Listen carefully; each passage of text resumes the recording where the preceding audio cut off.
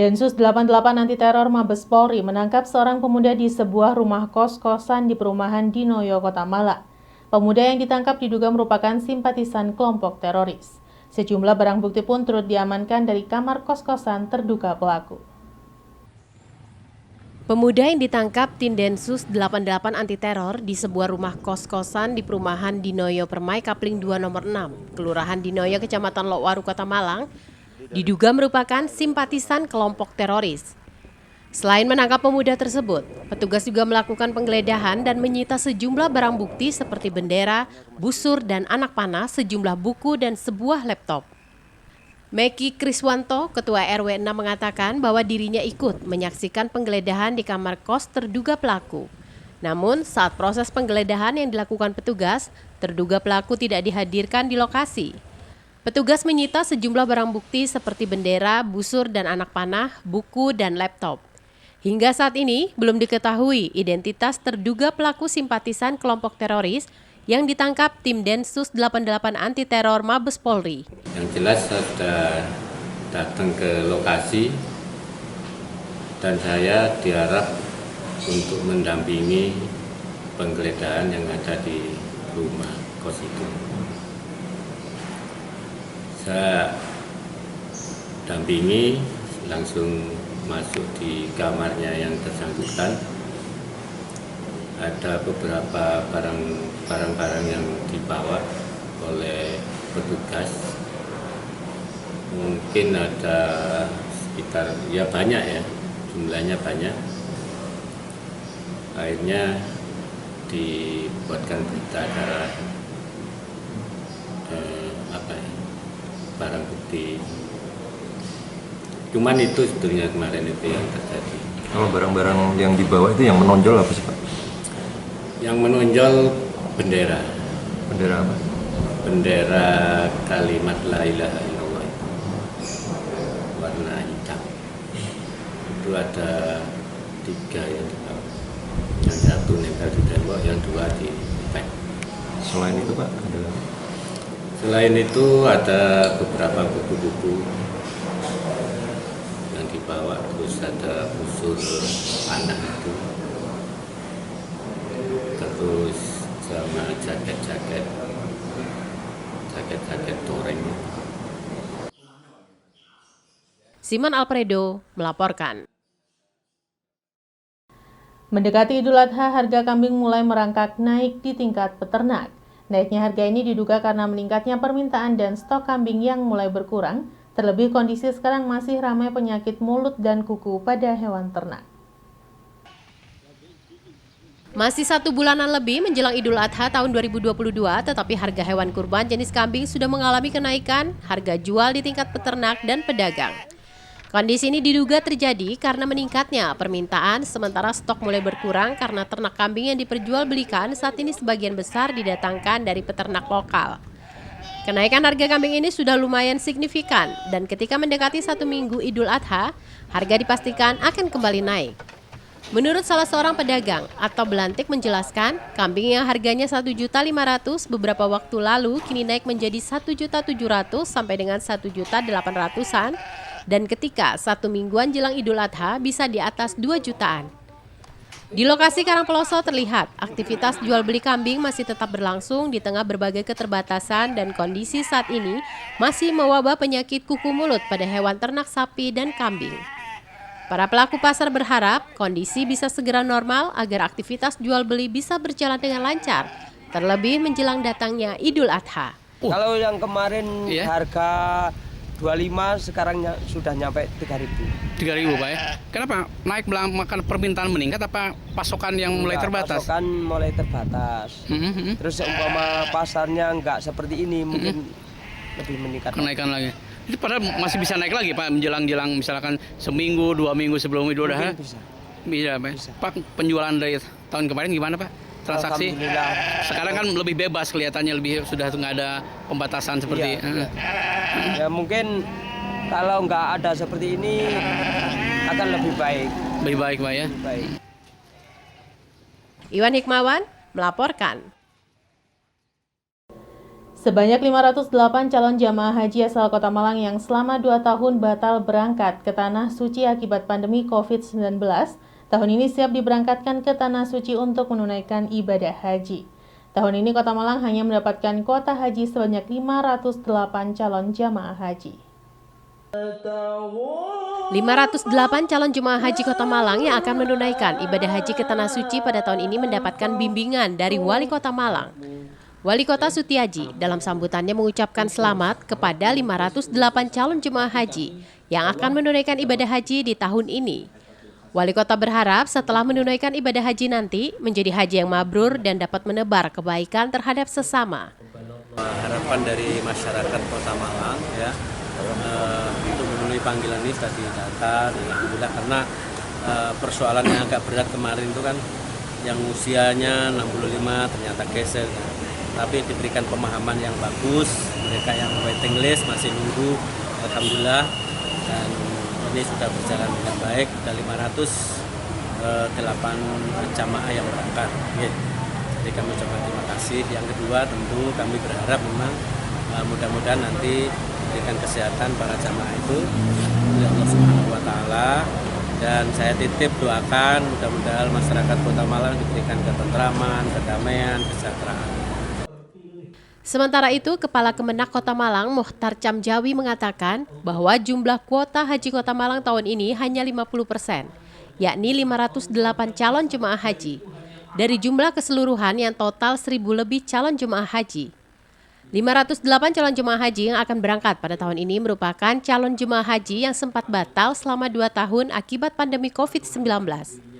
Meski sudah mendapat bimbingan dan melakukan berbagai persiapan, 508 calon jemaah haji asal Kota Malang belum dijadwalkan kapan akan berangkat ke Tanah Suci dan masih menunggu jadwal dari Kanwil Kemenak.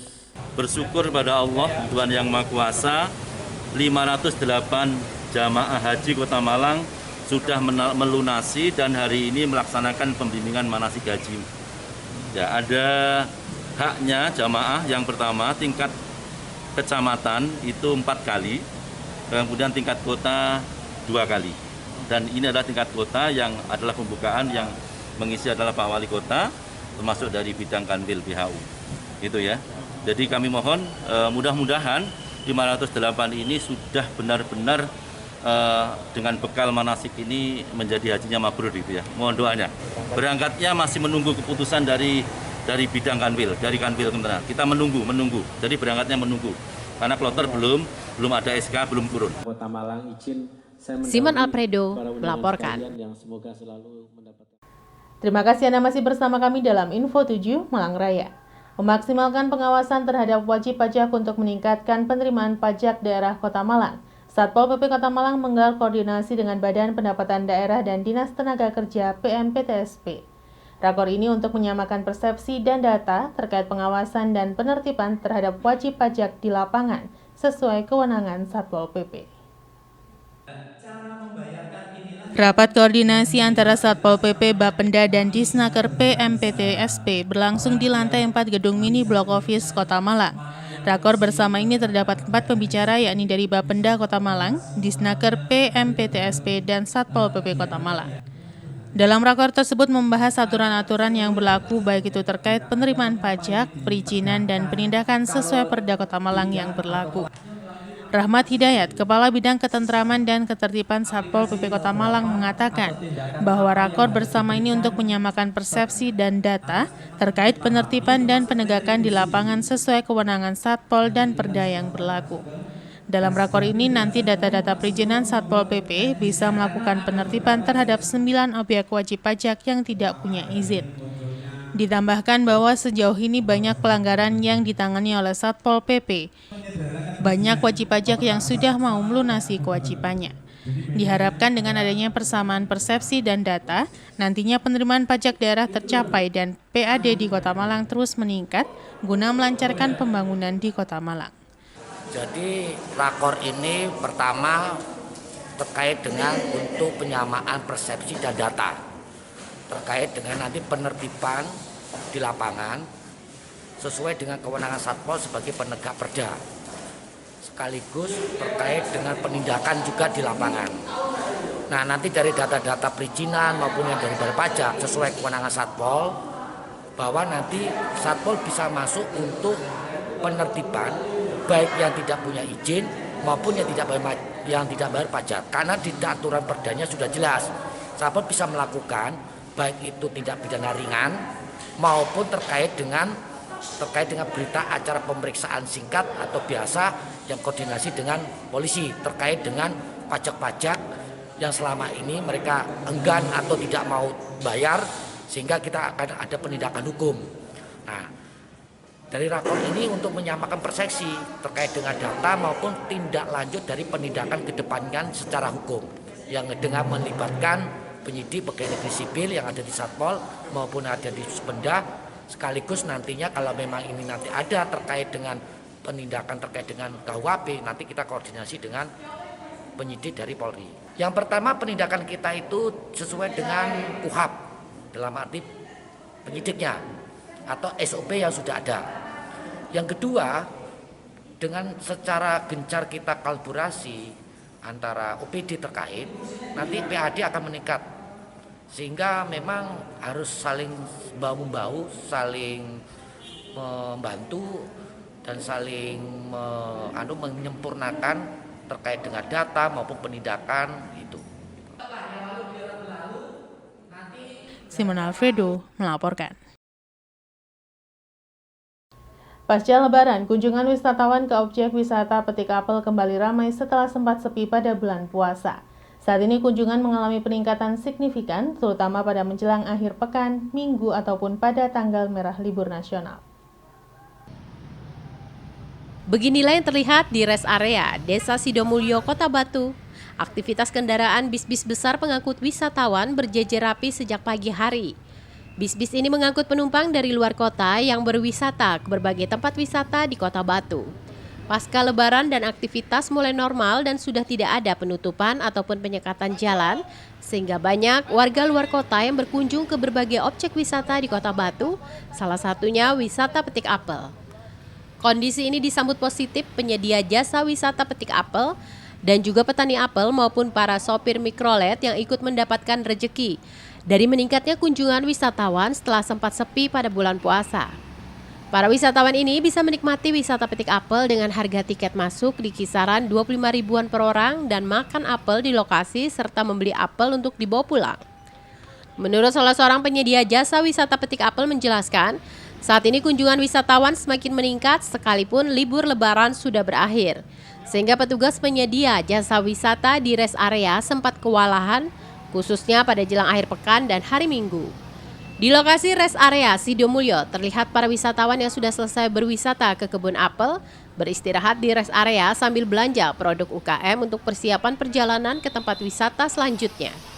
Diperkirakan kunjungan ke wisata Petik Apel ini akan tetap ramai sampai bulan Junian karena bertepatan dengan liburan sekolah.